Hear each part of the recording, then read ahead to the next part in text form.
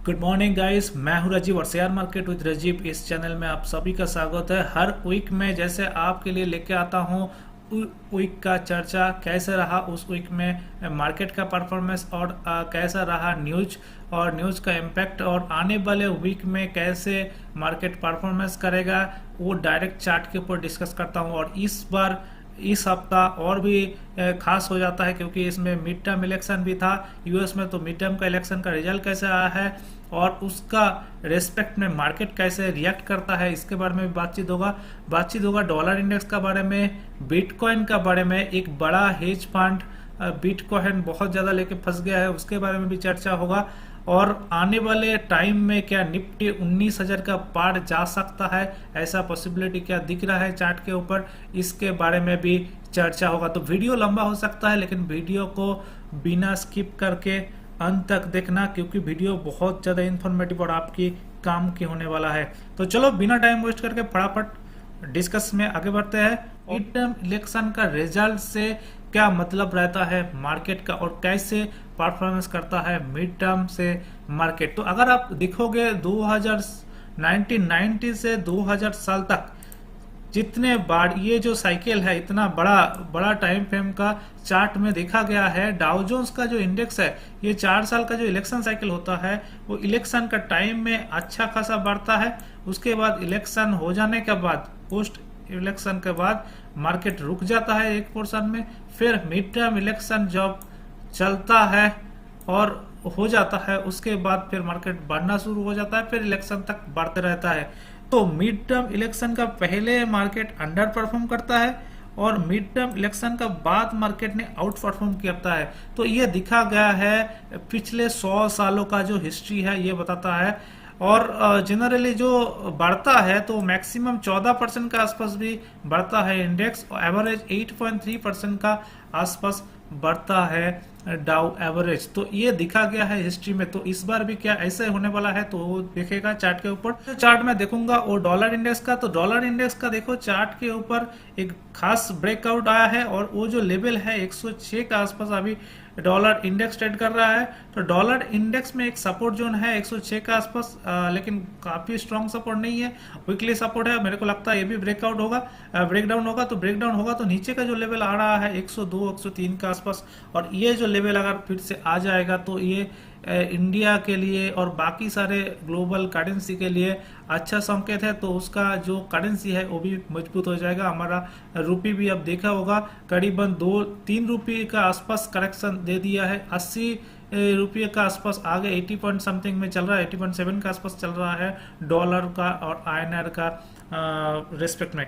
तो ये अच्छा संकेत है। डॉलर इंडेक्स जितना गिरेगा उतना इक्विटी मार्केट के लिए भी अच्छा संकेत है। अब इक्विटी मार्केट में मैं बात करूंगा पहले यूएस मार्केट का। देखो डाउ जोन्स का चार्ट में थोड़ा तेजी दिखा है, और ये जो लास्ट देखो इलेक्शन के बाद जो तेजी से जो भगा है ये दर्शाता है कि कैसे जो पहले का मैं चार्ट दिखाया था कि आफ्टर मिड टर्म इलेक्शन कैसे यूएस मार्केट परफॉर्मेंस करता है। तो अभी अगर चार्ट अगर खास तरफ से देखोगे तो एक आपको head and shoulder, inverse head and shoulder pattern आपको नजर आएगा, उसका ब्रेकआउट का आसपास आ गया है लेवल में। तो अभी एक रेजिस्टेंस जोन्स भी है ये 34,000 का आसपास, 33,800, 34,000 का आसपास। तो देखता है कि आने वाले वीक में डाउ जोन्स क्या इसको ब्रेकआउट करता है कि यहाँ से रेजिस्टेंस फेस करता है।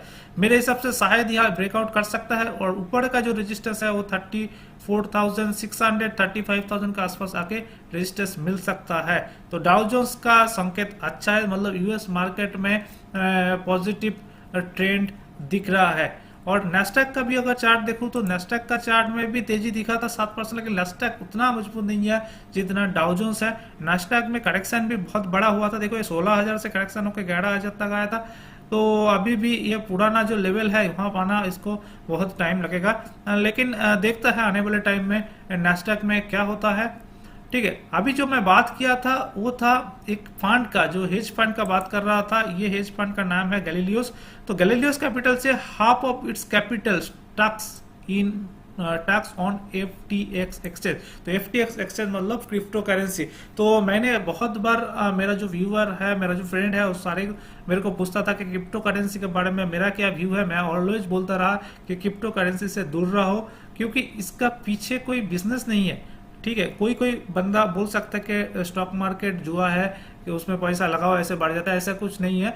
ठीक है, जो लॉन्ग टर्म इन्वेस्टर है, जो लॉन्ग टर्म अच्छे से पैसा गेन करता है, कैपिटल गेन करता है, उसके बहुत मेहनत करना पड़ता है, सारे जो कंपनी है उसके पीछे उसको स्टडी करना पड़ता है। लेकिन क्रिप्टो करेंसी में ऐसा कुछ उसका जो अंदर है, अंदर में ऐसा कुछ फंडामेंटल है नहीं, तो इसलिए क्रिप्टो करेंसी से मैं दूर रहने के लिए बोलूंगा आपको, अभी भी और आने वाले फ्यूचर में भी। ठीक है, ऐसा नहीं है, बहुत लोग सोचते हैं कि क्रिप्टो करेंसी में करेक्शन आ गया तो अभी ये बाइंग अपॉर्चुनिटी मिल रहा है, अभी बाई करके चले, ऐसा कुछ नहीं करना है। मैं बिटकॉइन का, क्रिप्टो करेंसी का सबसे बड़ा जो मेजर होल्डर है बिटकॉइन, उसका मैं चार्ट खोल कर आपको दिखाता हूँ। आसपास 13-14 का आसपास वहां हुआ था, उतना ज्यादा पॉपुलर नहीं था, बहुत कम प्राइस में था। फिर एक बार उछला था ये क्रिप्टो करेंसी बिटकॉइन, 19,000 के आसपास आया था, और ये था $19,000, या मैं डॉलर टर्म्स में बोल रहा हूँ, ये $19,000 के आसपास आया था। ये 2017 में हुआ था। उसके बाद फिर काफी साल करेक्शन में आया, और ये अगर चार्ट अगर देखोगे तो चार्ट में एक ब्रेकआउट आया था 2020 में, और यह ब्रेकआउट का बाद क्रिप्टो करेंसी बहुत लंबा चला और $19,000 का क्रिप्टो करेंसी हो गया था $60,000। उसके बाद अगर आप चार्ट देखना सीधा सीधा आता है तो बहुत ही सिंपल एक पैटर्न चार्ट पे दिख रहा है। तो ये था डबल टॉप पैटर्न, और डबल टॉप पैटर्न का ब्रेकआउट दे दिया था यहाँ 32,000 के आसपास।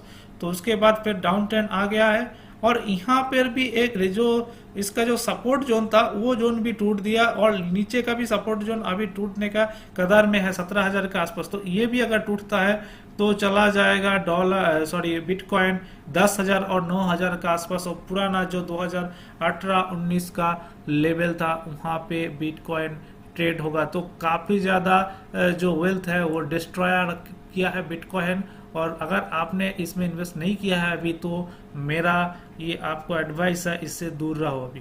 ठीक है, तो चलो अभी चर्चा कर लिया बहुत ग्लोबल मार्केट का भी, फटाफट चला जाता हूँ हमारा मार्केट का क्या स्थिति है, निफ्टी 50 का क्या स्थिति है देख रहा हूँ।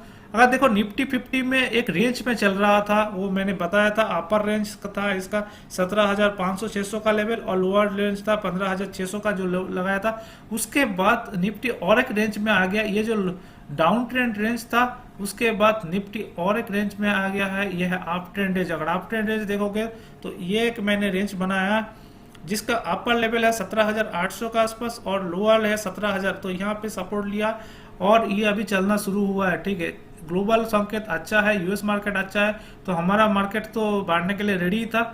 और अभी देखो क्या ये 18,300 का आसपास, 350 का आसपास जाके क्लोज हुआ है, जो पुराना हाई का आसपास आ गया। पुराना हाई था हमारा 18,600, तो 18,600 का आसपास इसको स्मॉल रेजिस्टेंस एक मिल सकता है, मेरा मानना ये है। लेकिन अगर 18,600 ये आने वाले जो वीक है इसको अगर तोड़ता है तो निफ्टी बराबर जाके 19,300 का आसपास क्लोजिंग देगा, और 19,000 बिल्कुल आ सकता है। तो मैं पॉजिटिवली मानता हूं कि निफ्टी 19,000 के लिए तैयार हो रहा है। और अगर मार्केट से अब दूर रहा था, ये जो डमाडोल चल रहा था, इसके बावजूद मार्केट से अब बाहर था, तो अभी टाइम फिर से आ गया है आपको मार्केट में री एंट्री करने का और निफ्टी का तेजी में पार्टिसिपेट करने का।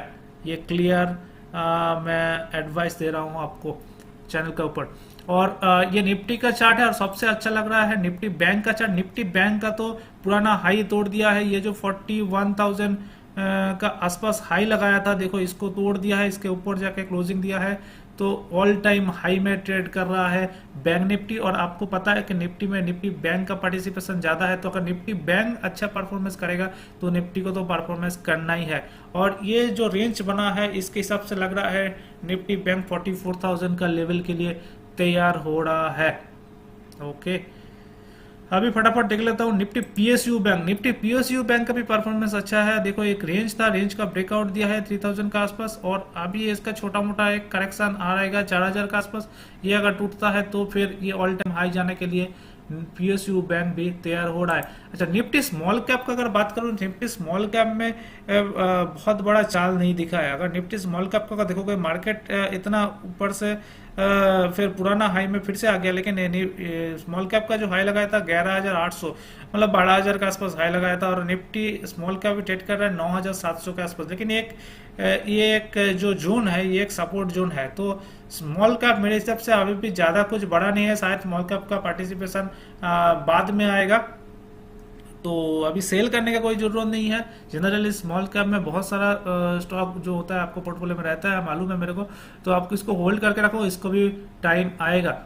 और निफ्टी आईटी का बात करूं तो निफ्टी आईटी को मेरे को लग रहा है बिल्कुल करेक्शन खत्म हो गया। ये जो डबल बॉटम जो पैटर्न बना है, इसका ब्रेकआउट देने के लिए तैयार हो रहा है। 30,000 के आसपास जाके ब्रेकआउट देगा और यहाँ से 33,000 का लेवल आराम से पार कर लेगा, क्योंकि इसके बीच में कोई ज्यादा बड़ा रेजिस्टेंस रुकावट नहीं है। तो निफ्टी आईटी में बाइंग अपॉर्चुनिटी आ रहा है, निफ्टी बैंक में बाइंग अपॉर्चुनिटी आ रहा है। ठीक है, तो क्लियरली मैंने बता दिया। अभी उसके हिसाब से आप स्टॉक ढूंढ के आप ट्रेड करो, इन्वेस्ट करो लॉन्ग टर्म के लिए। इंडिया विक्स काफी अच्छा फेवरेबल पोजीशन में है, 14 के आसपास आ गया। तो 13-14 के आसपास अगर इंडिया विक्स है तो मार्केट को क्लियर इंडिकेशन मिलता है कोई भी वोलेटिलिटी मार्केट में नहीं है। अभी मार्केट ऊपर जाने के लिए रेडी हो रहा है। तो ये था पूरा व्यू आने वाले हफ्ते का, और आने वाले महीने का भी मैं बोल दिया है कैसा रहेगा मार्केट। वीडियो कैसा लगा है ये बताना। आपको कोई स्पेसिफिक स्टॉक के बारे में जानना है, उसमें क्या करना है, उसको चार्ट देखने का है, तो वो कमेंट सेक्शन में जाके बताना। तो दोस्तों, चैनल को अभी तक सब्सक्राइब नहीं किया तो फटाफट जाके चैनल को भी सब्सक्राइब करना। तो चलो।